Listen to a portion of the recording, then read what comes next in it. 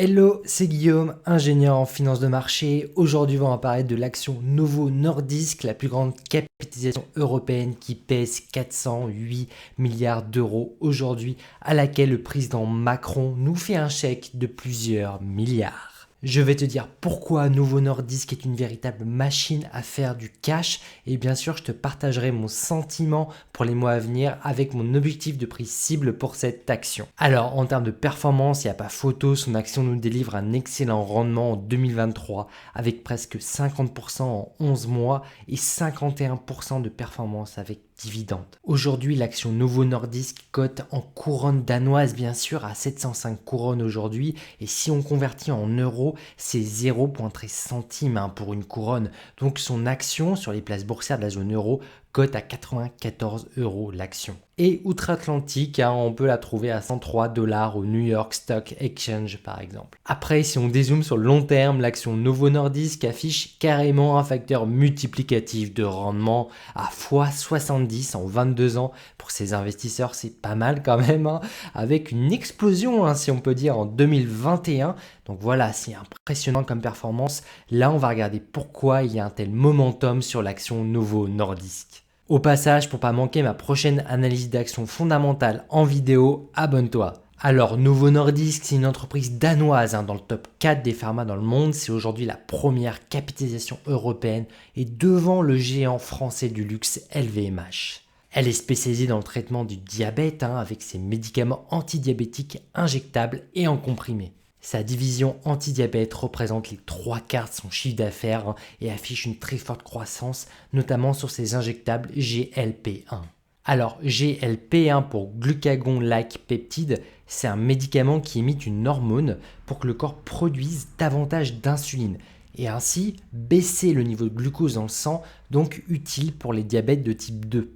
D'un autre côté, Novo Nordisk développe aussi une seconde division qui est très prometteuse avec ses produits contre l'obésité qui représente à moins 18% de ses ventes. Et d'ailleurs, tu en as peut-être déjà entendu parler de son blockbuster, son nouveau traitement contre l'obésité, Wegovy, qui est aujourd'hui tellement demandé que les stocks sont carrément vides aujourd'hui. Maintenant, si on regarde ce que ça nous donne en termes de chiffre d'affaires dans le monde, il n'y a pas vraiment de surprise.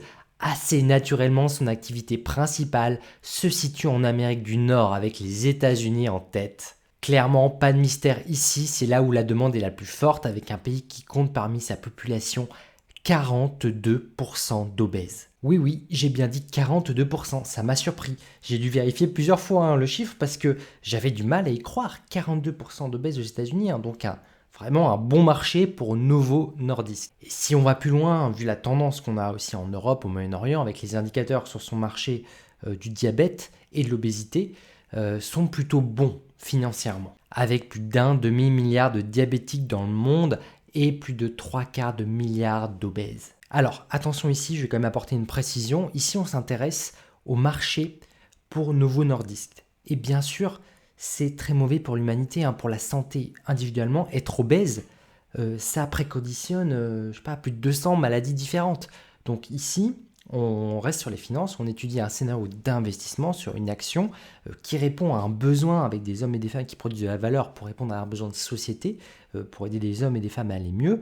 Donc dans cette vidéo, on se contente à traiter uniquement l'aspect financier. Alors avec les hypothèses de consommation alimentaire actuelle en Europe et surtout aux États-Unis, car oui, l'augmentation de la consommation de produits transformés, sucrés, et d'après de nombreuses études, un bon prédicteur de l'obésité et du diabète. Donc on peut s'attendre aujourd'hui à une forte croissance en termes de nombre de personnes diabétiques avec potentiellement 3/4 de milliard d'ici 2045, dans 20 ans si tu veux, et peut-être même 1 milliard selon certaines études. Donc voilà, c'est un marché potentiel qui est colossal avec une croissance de marché client qui est délirante, voire inquiétante humainement, mais financièrement ici les solutions de Novo Nordisk peuvent concrètement apporter une solution ici à ces gens. Donc ça reste aujourd'hui un des leaders mondiaux sur les solutions anti-diabète et notamment grâce à l'efficacité de ces solutions et surtout le fait que ces effets secondaires soient plus faibles que la concurrence et ce qui fait que c'est un des médicaments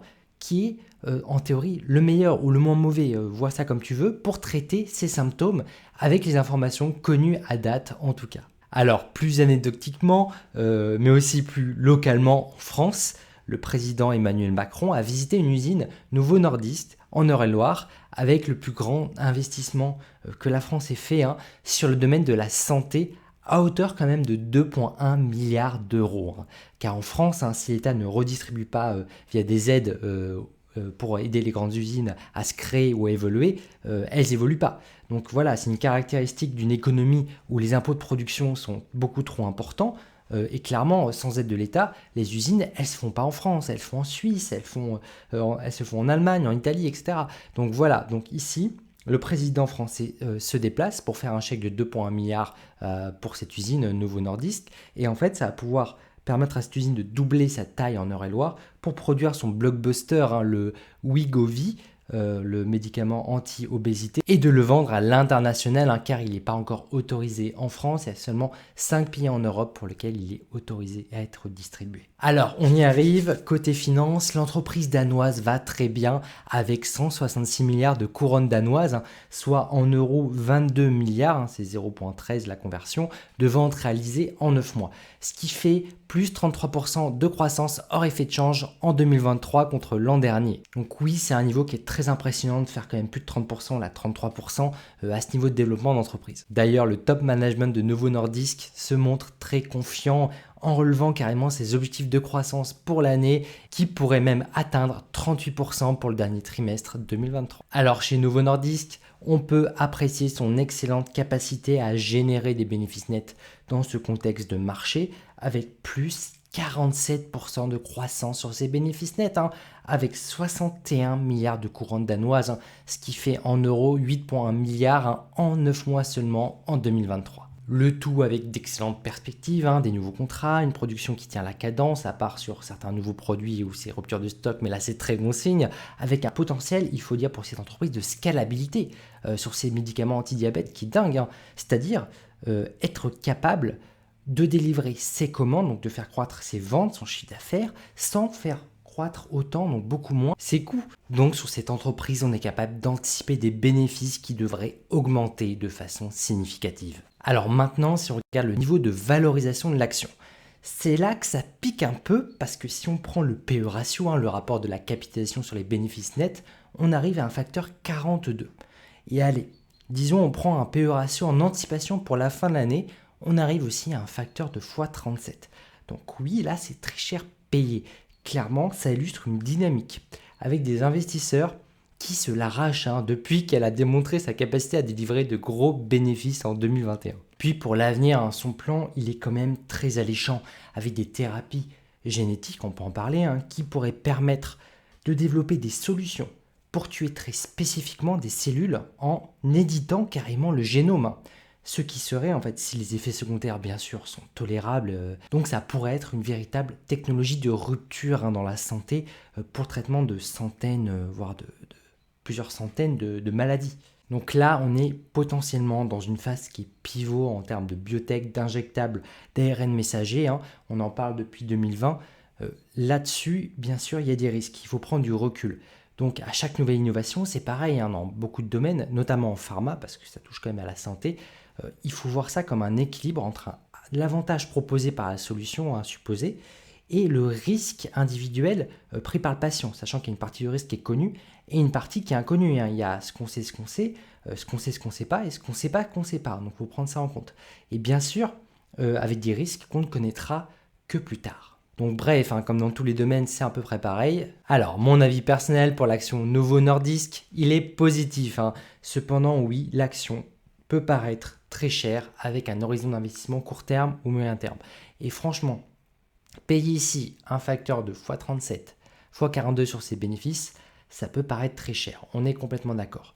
Bien que, je vais le dire, c'est complètement OK. À mon sens, sur le long terme, avec des fondamentaux qui sont bons, ça répond quand même à un problème identifié, croissant, à forte demande, avec un produit qui est quand même reconnu meilleur que la concurrence. Donc voilà, certes, en termes de valorisation court terme et moyen terme, ça peut poser problème, et ça pose problème d'ailleurs. Donc voilà, là on est dans une période où il y a un énorme momentum là, depuis 2021 sur Novo Nordisk, ça monte verticalement. Mais voilà, aller chercher les soldes, aujourd'hui, fin 2023, début 2024 sur l'action, ça peut paraître quand même assez compliqué.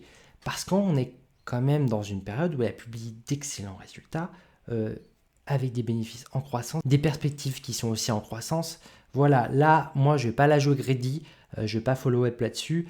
Moi, ce que je vais plutôt faire, c'est préférer payer cher, mais pas trop cher en fait. Donc voilà, là, je vais te partager mon objectif personnel de prix cible pour cette action. Moi, j'ai envie d'aller chercher un facteur de x30 de ses bénéfices, ce qui me donnerait mon prix personnel cible d'entrée d'achat pour l'action en anticipation autour de 580 couronnes danoises. Ce qui ferait à peu près, disons, 600 couronnes danoises. Et à ce moment-là, je réétudierais du coup une entrée sur un business model qui est très bon, malgré qu'elle serait encore chère à 32 PE ratio. Mais voilà, on a quand même un business model qui a quand même de très bonnes perspectives et il y a un équilibre à trouver et ça, c'est à chacun de prendre ses responsabilités pour investir pragmatiquement. Maintenant, je t'invite à liker ma vidéo, t'abonner et aussi à découvrir mon outil en ligne gratuit de simulateur de frais et spread des banques et courtiers en ligne pour profiter de ma totale indépendance. Et comme d'habitude, sur ce, restons pragmatiques. Allez, ciao!